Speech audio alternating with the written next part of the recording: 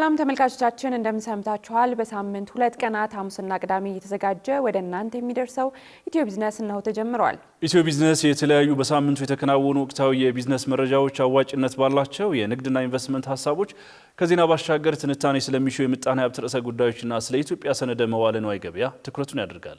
በዛሬው ቆይታችን የኢትዮጵያ ብሔራዊ ባንክ የውጭ ምንዛሬ ጨረታን በተመለከተ የውጭ የፋይናንስ ተቋማት ለቢሾፍቱ ኤርፖርት ግንባታ ብድር ቃል ስለመግባታቸው፣ የኦሮሚያ ህብረት ስራ ባንክ 40 ቢሊዮን ብር በምቹ ብድር አገልግሎት ስለማበደሩ እናነሳለን። በሁነት መረጃችን ደግሞ አማራ ባንክ ከወጋገን ካፒታል ኢንቨስትመንት ባንክ ጋር የፈጠረው የጋራ የመግባቢያ ሰነድን በተመለከተ፣ ዘምዘም ባንክ 5ኛ መደበኛና 4ኛ አስቸኳይ ጉባኤውን በሚመለከት በዝርዝርና በስፋት ደግሞ ህጋዊ የሆነ የባንኮች ውህደት ስርዓትን በሚመለከት ወደ እናንተ እናደርሳለን። ቃል ኪዳን ታደሰና ጥላሁን አያሌው አብረናችሁን ቆያለን።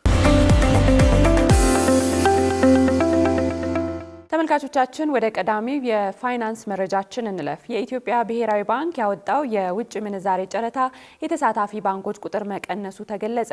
ማዕከላዊ ባንኩ በየሁለት ሳምንቱ የውጭ ምንዛሬ ጨረታ እያወጣ ለንግድ ባንኮች ድልድል እያደረገ ሲሆን በዚህ ሳምንትም 12ኛ ዙር ጨረታውን አካሂዷል።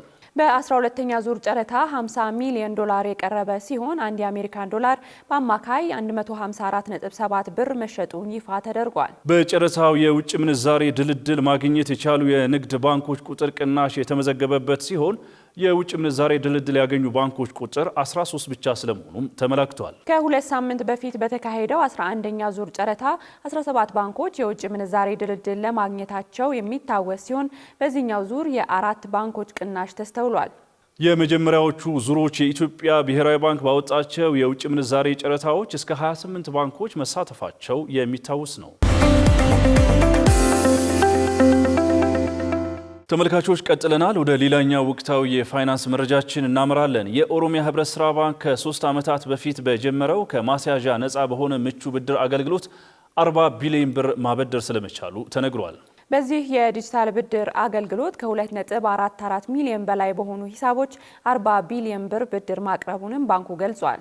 ከአጠቃላይ ከቀረበው ብድር ውስጥም 80 በመቶ ተበዳሪዎች ሴቶች ሲሆኑ በዋናነትም በጥቃቅንና አነስተኛ የንግድ ዘርፍ ለተሰማሩ የህብረተሰብ ክፍሎች አይነተኛ የፋይናንስ ምንጭ በመሆን እያገለገለ ስለመሆኑም ተገልጿል። ምቹ ለብድር ማስያዣ በሚሆን ንብረት እጦት ከፋይናንስ አገልግሎት ተገለው የቆዩትን የጥቃቅንና አነስተኛ ንግድ ዘርፍ የደረሰና ለስኬታቸው ዋቢ እየሆነ ያለ ፈጣን የብድር አገልግሎት መሆኑ ተነግሯል። ባንኩ በደቡብ አፍሪካ ጆሃንስበርግ በተካሄደ የ2025 ዓለም አቀፍ የፋይናንስ ፎረም ዘላቂ የፋይናንስ አገልግሎት የሚሰጥ የዓመቱ ምርጥ የፋይናንስ አቅራቢ በመባል እውቅናና ሽልማት ማግኘቱም የሚታወስ ነው። ወደ ሌላኛው ወቅታዊ ጉዳያችን እናመራለን። ተመልካቾች ለቢሾፍቱ ኤርፖርት ግንባታ የውጭ የፋይናንስ ተቋማት 6 ቢሊዮን ዶላር ብድር ለመስጠት ቃል መግባታቸው ተነግሯል። የኢትዮጵያ አየር መንገድ ግሩፕ በኦሮሚያ ክልል ቢሾፍቱ ከተማ አጠገብ አቡሴራ በተባለ አካባቢ ለሚያስገነባው የቢሾፍቱ ዓለም አቀፍ ኤርፖርት ግንባታ ፕሮጀክት የተለያዩ የውጭ የፋይናንስ ተቋማት 6 ቢሊዮን ዶላር ብድር ለማቅረብ ቃል መግባታቸው ተነግሯል። የአየር መንገድ ግሩፕ ዋና ስራ አስፈጻሚ አቶ መስፍን ጣሰውን ጠቅሶ ሪፖርተር እንዳስነበበው ባለፈው ወር በሞሮኮ ራባት በተካሄደው የአፍሪካ ኢንቨስትመንት ፎረም የተገኙ የተለያዩ አገሮች የፋይናንስ አቅራቢ ተቋማት ለፕሮጀክቱ ግንባታ 6 ቢሊዮን ዶላር ብድር ለማቅረብ ቃል መግባታቸው ተገልጿል። የቢሾፍቱ ኤርፖርት አጠቃላይ ግንባታ ወጪ 12.5 ቢሊዮን ዶላር እንደሚሆን የተገመተ ሲሆን የወጪው 20 በመቶ ወይም 2.5 ቢሊዮን ዶላር በአየር መንገዱ የሚሸፈን ነው። የመጀመሪያ ምዕራፍ ግንባታውም እንደ ኤሮፓያን አቆጣጠር በ2030 ተጠናቆ በዓመት 60 ሚሊዮን መንገደኞችን ያስተናግዳል ተብሎም ይጠበቃል።